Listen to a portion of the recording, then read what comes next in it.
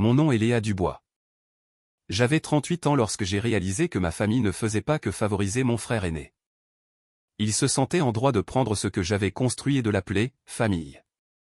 J'aimerais pouvoir vous dire que cela a commencé par quelque chose de dramatique, une bagarre dans la rue, des gyrophares, une salle d'audience. Mais ce n'est pas le cas. Cela a commencé de la manière dont la trahison se produit habituellement, silencieusement, avec une invitation à dîner qui semblait assez inoffensive, avec la voix trop douce de ma mère au téléphone.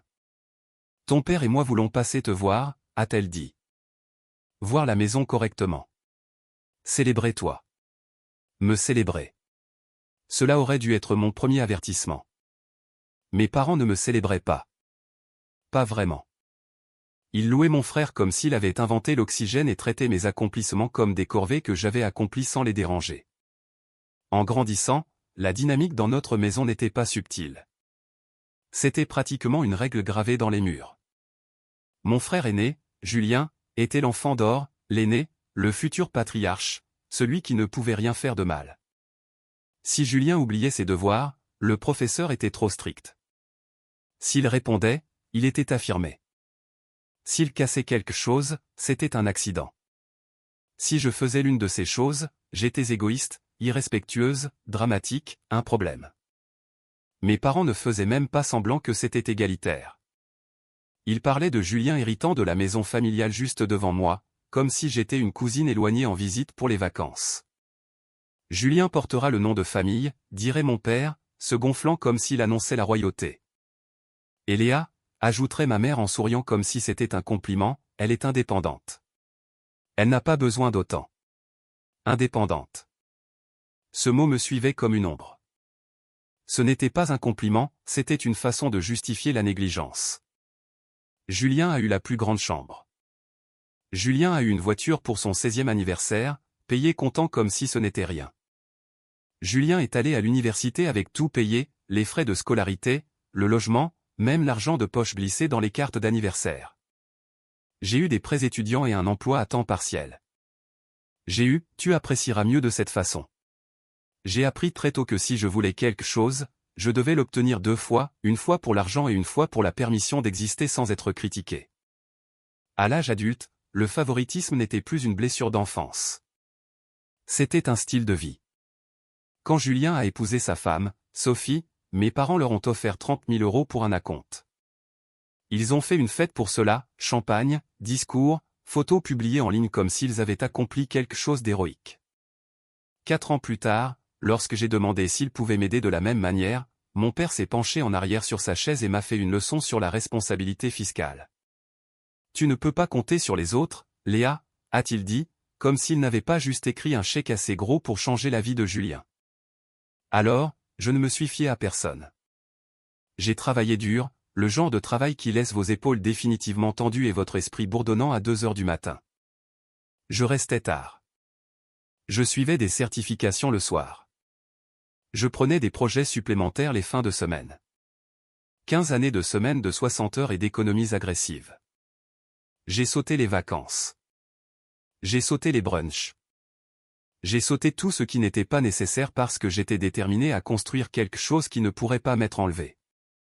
Et quand j'ai finalement acheté ma maison, j'ai eu l'impression d'être entré dans une vie que je n'avais vue qu'à travers les fenêtres des autres, 3 chambres dans un quartier que j'aimais vraiment. L'endroit avait besoin de travaux, mais cela ne me dérangeait pas. Je voulais m'y investir. J'ai refait les planchers de bois franc jusqu'à ce qu'ils brillent comme du miel. J'ai rénové la cuisine. J'ai converti le garage en salle de sport à domicile. Chaque coin de cette maison est devenu la preuve de quelque chose que je n'avais jamais été autorisé à ressentir, la fierté. Mon nom était sur l'acte. Mon argent l'avait payé. Mes règles y vivaient. Pour la première fois de ma vie, je me sentais en sécurité. C'est ce qui a rendu ce qui s'est passé ensuite si surréaliste, comme quelqu'un qui vous plonge la main dans la poitrine et qui tord. 2 mois après mon emménagement, mes parents sont venus dîner. Mon petit ami, Marc, avait proposé de rester, mais je lui ai dit que ce n'était pas grave. Je voulais stupidement croire que mes parents pouvaient voir ce que j'avais construit et être fiers de moi pour une fois. Ils sont arrivés avec cette fausse énergie qu'ils portaient toujours quand ils voulaient quelque chose. Ma mère a complimenté les rideaux. Mon père a traversé la maison comme s'il inspectait un chantier de construction. A-t-il dit, tapotant un mur avec sa phalange. Vous avez fait ça vous-même? J'ai engagé un entrepreneur, ai-je répondu, et j'ai fait une partie des finitions.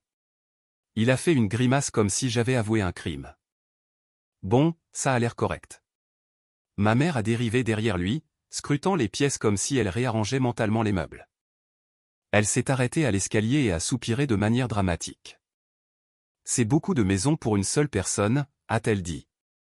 J'ai forcé un sourire. C'est ce que je voulais. Et vous vous sentez seul, a-t-elle insisté, comme si la solitude était un défaut qu'elle pouvait utiliser contre moi. Je n'ai pas répondu. J'ai servi le dîner. J'ai ri quand ils ont ri. J'ai avalé le sentiment familier que j'étais en train d'être évalué au lieu d'être apprécié. Après avoir mangé, mes parents se sont assis à ma table de salle à manger avec ces expressions sérieuses dont je me souvenais des discussions d'enfance, celles où l'on me disait de m'excuser même quand je n'avais rien fait. Mon père a joint ses mains. Léa, a-t-il commencé, ta mère et moi avons discuté de ta situation concernant la maison. Mon estomac s'est immédiatement noué. Quelque chose dans le mot « situation » a fait frissonner ma peau. Ma situation, ai-je répété. Ma mère s'est penchée en avant, la voix douce comme si elle offrait un médicament. Nous pensons qu'il serait plus logique que Julien prenne possession de cette propriété. Je la regardais. Je la regardais vraiment, attendant qu'elle rie, qu'elle dise qu'elle plaisantait, qu'elle admette avoir dit quelque chose d'insensé. Mais elle ne l'a pas fait. Excusez-moi. Ma voix est devenue mince. Léa, ne t'énerve pas, a dit mon père. Il s'agit des actifs familiaux. Julien a des enfants qui ont besoin d'espace. Tu es célibataire, a terminé ma mère rapidement, comme s'il s'agissait d'un diagnostic. C'est la solution pratique. J'ai senti une chaleur monter le long de mon cou. C'est ma maison, ai-je dit lentement, comme si j'expliquais quelque chose à un enfant. Je l'ai achetée avec mon argent. Mon père s'est penché en avant, utilisant cette posture d'intimidation qui m'effrayait quand j'avais 10 ans. Nous n'essayons pas de te la prendre. Nous essayons de gérer ce qui est le mieux pour la famille. Le mieux pour la famille, ai-je répété, goûtant à quel point cela sonnait pourri. Julien te laisserait rester ici jusqu'à ce que tu trouves quelque chose de plus petit, a ajouté ma mère en souriant comme si c'était généreux. J'ai ouvert la bouche pour répondre, et là j'ai entendu des pas. Quelqu'un était dans ma cuisine. Une ombre a traversé l'embrasure de la porte et mon estomac s'est effondré avant même de l'avoir vu. Julien s'éclaircit la gorge et entré.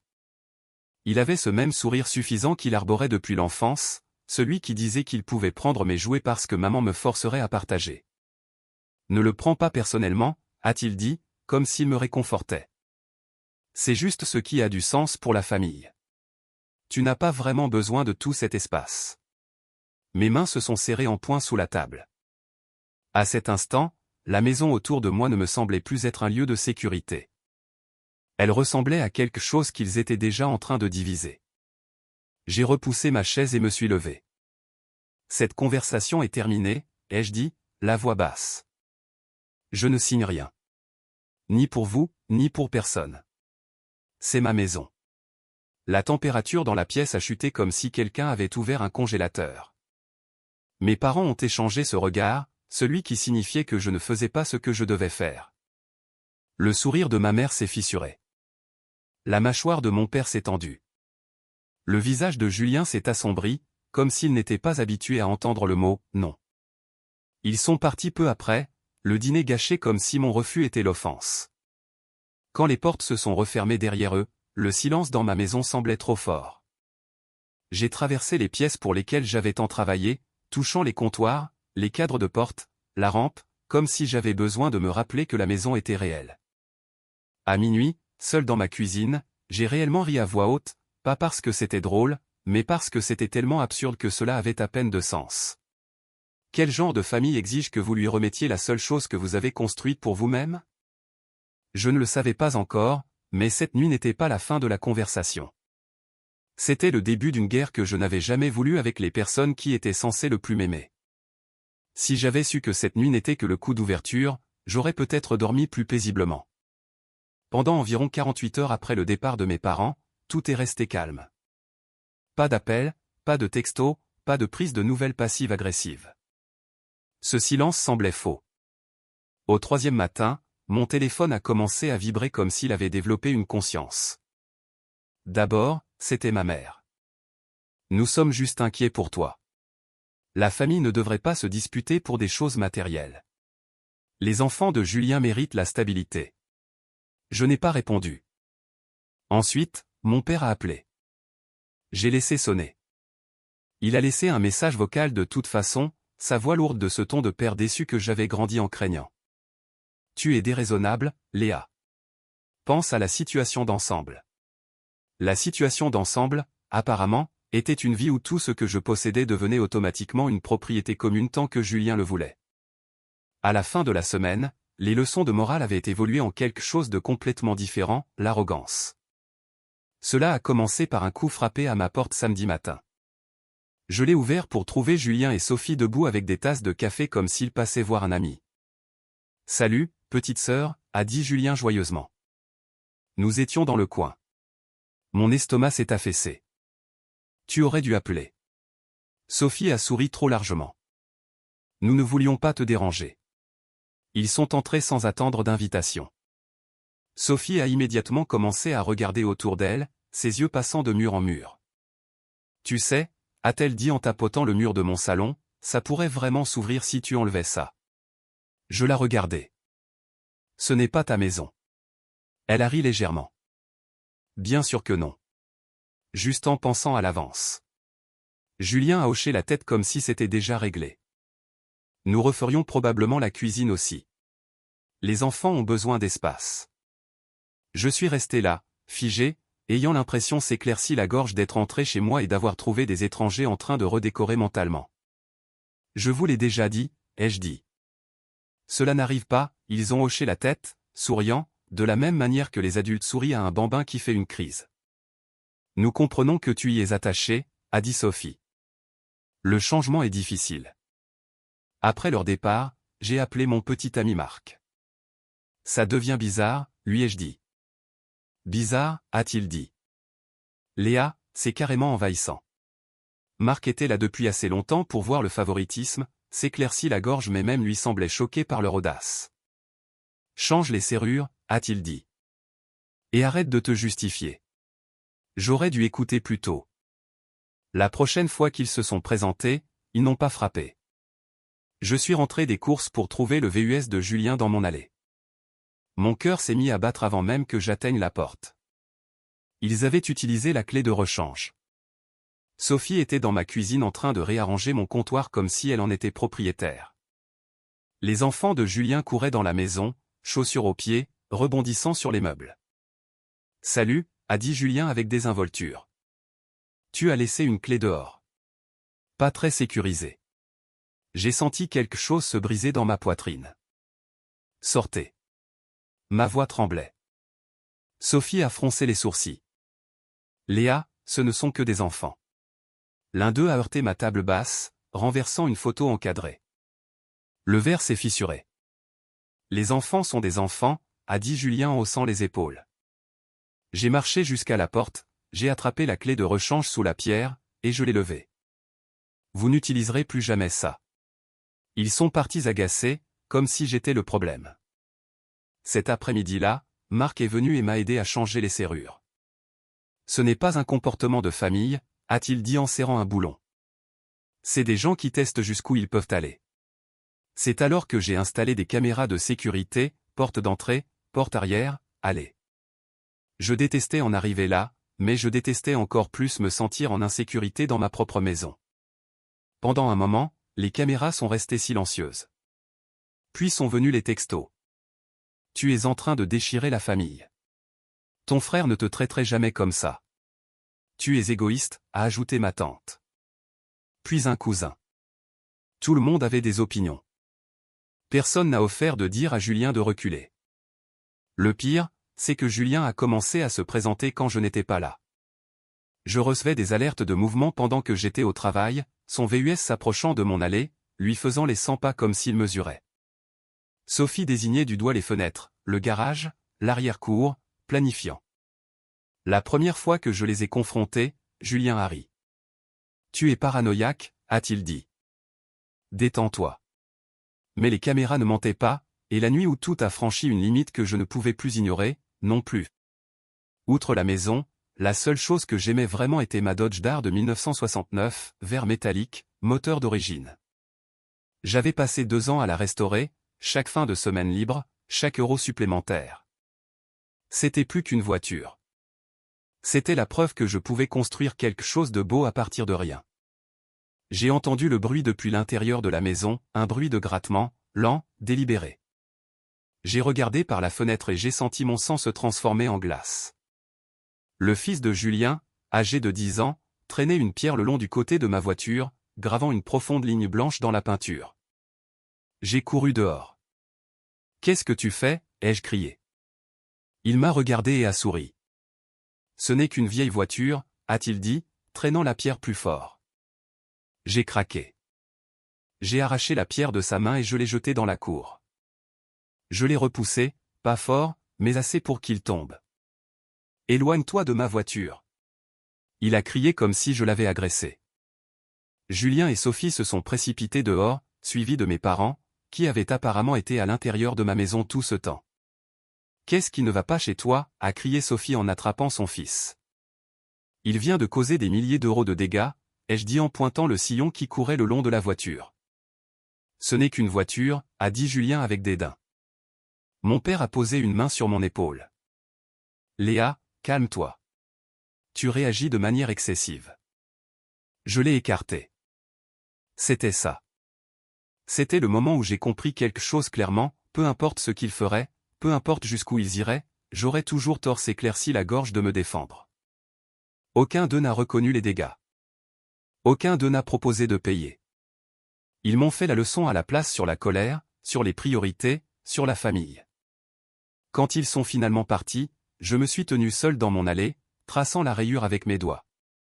2 ans de travail détruits en quelques secondes.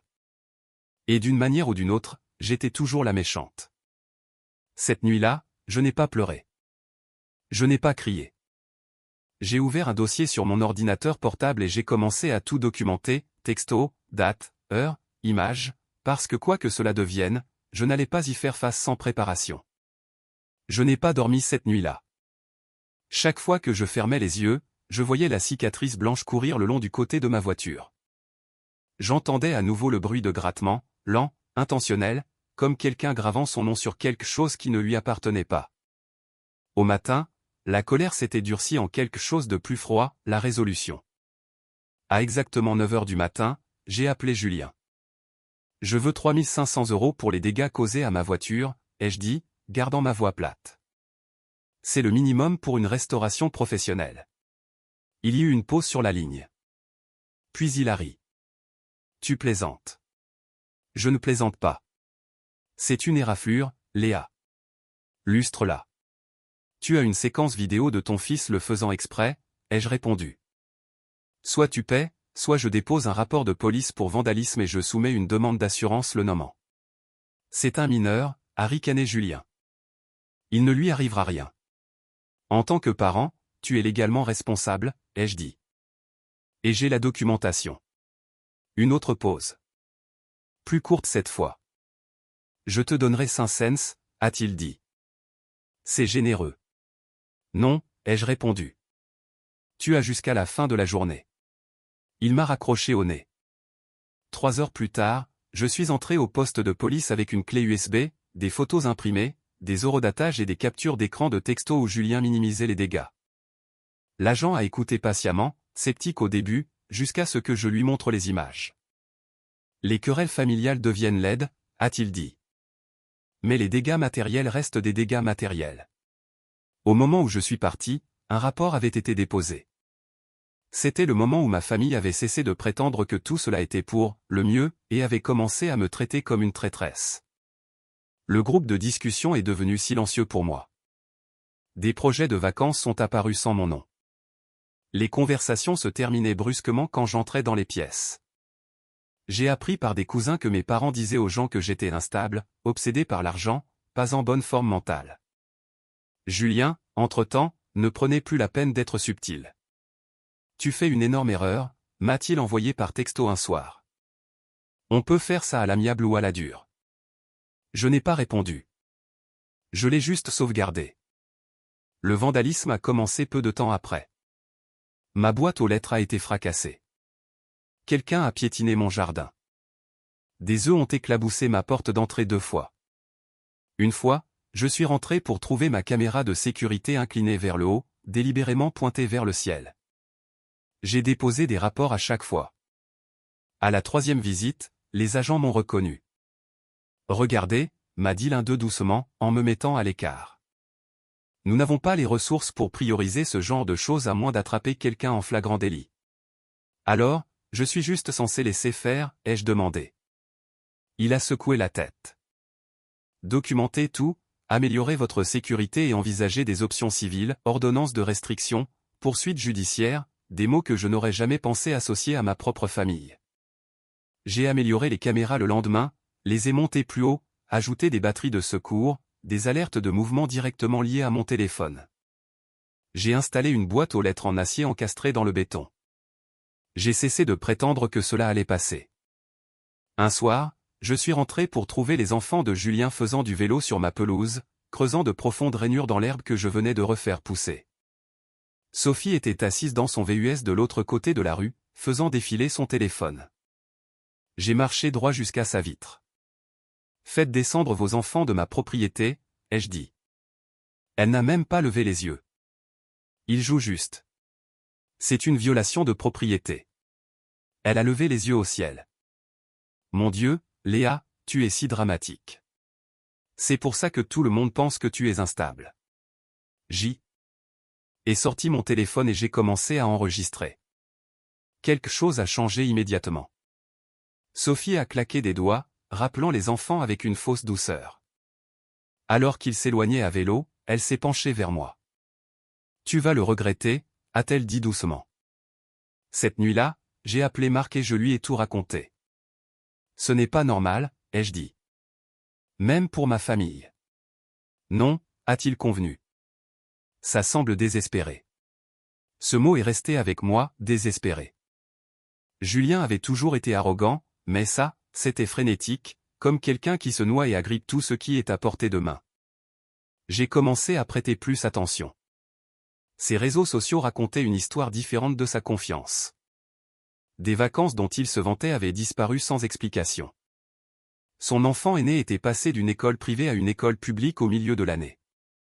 Sophie avait cessé de publier sur son travail à la société immobilière. Quelque chose n'allait pas. Puis ma banque a appelé. Nous vérifions des informations sur une demande de refinancement liée à votre propriété, a dit la femme. Je n'ai rien demandé, ai-je répondu. Il y a une demande répertoriant votre maison comme garantie secondaire. Mon estomac s'est effondré. C'est impossible. Je suis l'unique propriétaire. C'est pourquoi cela a été signalé, a-t-elle dit. La demande a été soumise par vos parents. Je me suis senti malade. Après avoir raccroché, j'ai appelé Marc. Puis j'ai appelé mon amie Isabelle, dont la cousine travaillait au bureau des archives du comté. 2 jours plus tard, Isabelle est arrivée chez moi avec un dossier. Ce que j'ai vu à l'intérieur a tout changé. La maison de mes parents avait été refinancée 3 fois au cours de la dernière décennie. Chaque refinancement correspondait à l'une des entreprises de Julien. Tout avait échoué discrètement, une start-up de construction, un groupe d'investissement immobilier, un bar sportif qui a duré moins d'1 an. Chaque échec avait été caché par mes parents contractant plus de fonds propres. Ils avaient maintenant 6 mois de retard sur les paiements. Des procédures de saisie avaient déjà commencé. Mais ce n'était pas le pire. Ils avaient essayé de créer une fausse fiducie familiale, antidatée et notariée, répertoriant ma maison comme faisant partie de leurs actifs. Ma signature, maladroitement falsifiée, apparaissait comme celle d'un fiduciaire. La signature de Sophie était sur les documents comme témoin. Ils ne m'avaient pas seulement fait pression. Ils avaient essayé de voler ma maison sans me le dire. Je me suis assise à ma table de cuisine, fixant les papiers, les mains tremblantes. Chaque culpabilisation, chaque visite impromptue, chaque menace, ce n'était pas une question de famille. C'était une question de survie. Le lendemain matin, j'ai contacté un avocat spécialisé dans la fraude immobilière. Elle a examiné attentivement tous les documents. C'est une tentative de fraude au prêt, a-t-elle dit. Falsification, vol d'identité. Nous avons des options. Que se passe-t-il si je porte plainte, ai-je demandé. Il pourrait faire face à de graves conséquences, a-t-elle répondu. L'emprisonnement n'est pas impossible. J'ai pensé à mes parents, à leur visage, à leur voix. Puis j'ai pensé à ma maison, ma voiture, ma santé mentale. Préparez tout, ai-je dit, mais ne déposez pas encore. Je voulais une chose avant, la vérité mise sur la table. Parce que quoi qu'il arrive ensuite, il ne contrôlait plus le récit. Julien s'est présenté 3 jours plus tard. Je le savais avant même qu'il n'atteigne le porche. Mon téléphone a vibré, mouvement détecté. Caméra avant. J'ai ouvert la porte avant qu'il ne puisse frapper. Mouvement audacieux, ai-je dit calmement, considérant que j'ai déjà des rapports de police avec ton nom dessus. Il a cligné des yeux, n'ayant clairement pas anticipé cela. Nous devons parler. Non, ai-je répondu. Tu veux parler? Moi non. Il a essayé de passer devant moi. J'ai bloqué l'embrasure de la porte. Ce n'est plus une affaire de famille, ai-je dit. Tout passe par mon avocat. Son visage s'est tendu.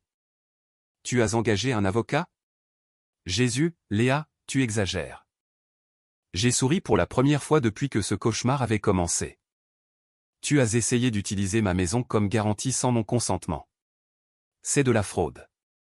Tu as falsifié ma signature pour la première fois. La première fois s'éclaircit la gorge, j'ai vu la peur vaciller sur son visage. C'était des papiers, a-t-il marmonné. Papa s'en est occupé. J'ai des copies, ai-je dit. Et la banque a des questions. Il a reculé sans un autre mot. Cet après-midi-là, mon avocat a envoyé des lettres formelles de mise en demeure à mes parents, à Julien, à Sophie et à ma tante, qui avaient appelé pour jouer les médiateurs. Les lettres étaient détaillées, froides, cliniques, chaque incident répertorié, chaque preuve référencée. La réponse a été immédiate. Ma mère a appelé, pleurant. Nous n'avons jamais voulu te faire de mal, a-t-elle sangloté. Cela est allé trop loin. Mon père m'a envoyé un courriel à la place, de longs paragraphes sur l'irrespect, la loyauté familiale et à quel point il était déçu que j'ai impliqué des personnes extérieures. Aucun d'eux n'a nié la fraude. 2 jours plus tard, j'ai reçu un texto de groupe, réunion de famille, dimanche, 14 h.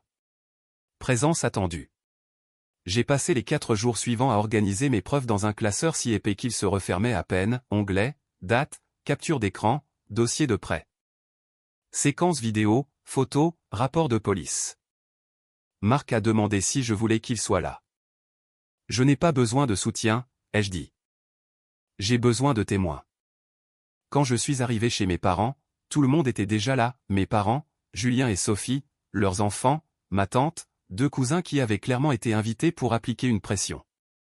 Mon père a commencé à parler immédiatement d'unité, d'erreur, de la façon dont les familles survivent en pardonnant. Ma mère a pleuré à nouveau. Je les ai laissés finir. Puis j'ai posé le classeur sur la table.